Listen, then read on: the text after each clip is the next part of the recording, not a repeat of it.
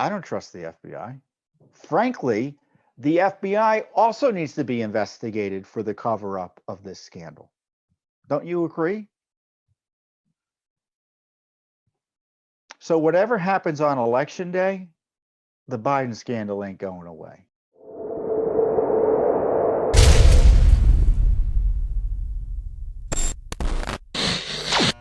I hope you've been able to enjoy and watch our exclusive Zoom interview with the former mayor of New York and former U.S. attorney, and who was attorney for President Trump, Rudy Giuliani, who almost single-handedly has exposed the Biden corruption we're all talking about today.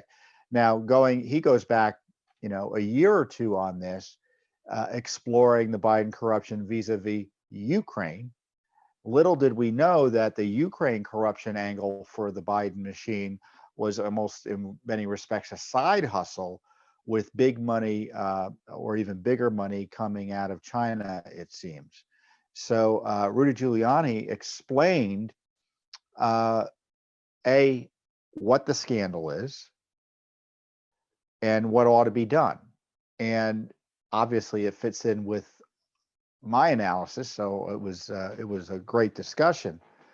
But the mayor, who is a national expert on RICO, the Racketeering Influence Corrupt Organizations Law, he used it successfully against the mafia and even corporations back when he was U.S. attorney. And he points out that it's the Biden family and the way it was operating in terms of influence peddling, money laundering, bribery, what have you. There's more than enough evidence and information out there for indictments. And I would presume indictments of Joe Biden. It's that serious. We have a witness, Tony Babolinsky, has come forward, who has testified about Joe Biden's personal involvement in this, and also has documents and such. Of course, we have the Hunter laptop information, which also confirms misconduct and criminality. And then you have a third source of information coming out from one of Hunter Biden's partners, who was in jail now for separate fraud issues. And his emails further confirm the criminality here. And it looks like the Biden operation was operating as a racketeering organization. It was a racket. And the racket was to translate Vice President Biden's name, and previously senator, it looks like, but certainly when he was vice president, translate his name into an option or an opportunity to raise money through bribery and influence peddling. And I warn you, I'm not a lawyer, but to generally do or pursue a RICO charge, you have to have what's called two predicate acts. And certainly there are the requisite, there's the evidence of the requisite criminal acts. And according to Giuliani, there's enough information now out there that he could get an indictment. Now, I know there are reports, James Rosen of Sinclair Broadcasting says that the Justice Department attorney or some Justice Department sources said that there's been an ongoing money laundering operation since last year, and it's and as I said, it's ongoing. It's continuing into Hunter Biden and associates. Well, does that mean Joe Biden is under investigation? Or more likely, does it mean that the FBI and the Justice Department are pretending an investigation's going on, or in fact, there is no real investigation going on? It's kind of like the Durham investigation or the Clinton email investigation, where they're going through the motions of saying we're investigating something, but there's nothing serious being done. So when they say it's ongoing, it means they got the laptop back in December pursuant to a grand jury subpoena. They've done zilch with it. And only after it became public because of Rudolph Giuliani's patriotic activism did the FBI get embarrassed into doing something, and for instance, questioning Mr. Babolinsky the other day, who, by the way, is in fear for his life. He has his family being protected, and he's so frightened for his life. He's not going to go home for as long as it takes to get justice. So don't you believe it that the FBI is doing an investigation? I don't trust the FBI. I've told you that. If I were the president, I'd appoint a separate special prosecutor to investigate and prosecute the Biden issue. You can't rely on the FBI. Use IRS investigators, use DHS investigators, maybe use the Marshal Service, use the Postal Inspector Service, Inspector Service, I believe it's called.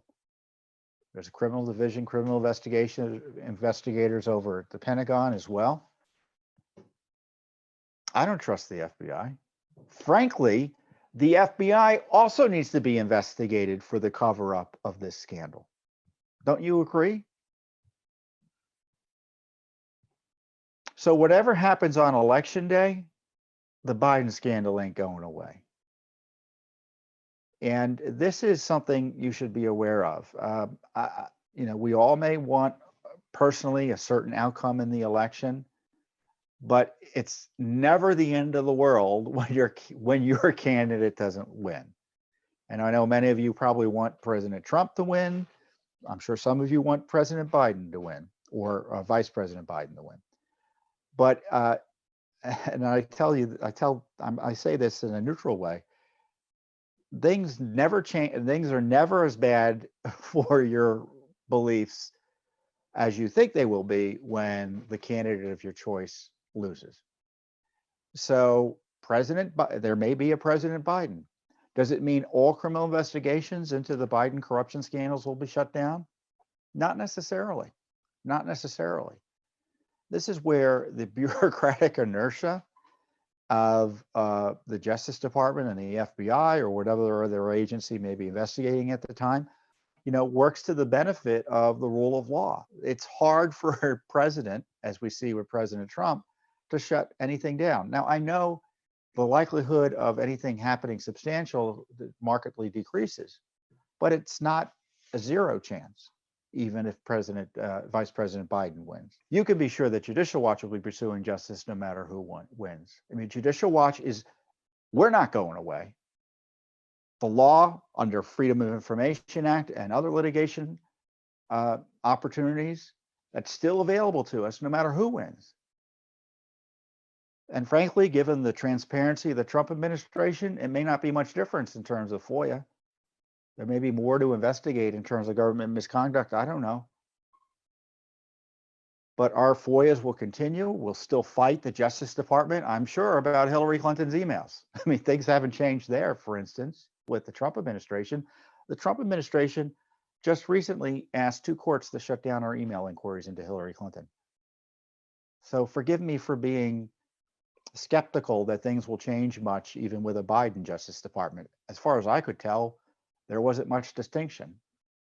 Now, I exaggerate for effect, but there wasn't much distinction besides the rhetorical leadership of someone like Barr, and obviously there were policy differences. But in our neck of the woods, in terms of transparency and accountability, not much difference. Not much difference at all. So Joe Biden ain't out of the woods if he wins the presidency. Thanks for tuning in. Be sure to subscribe to our YouTube channel to catch all the latest news from Judicial Watch.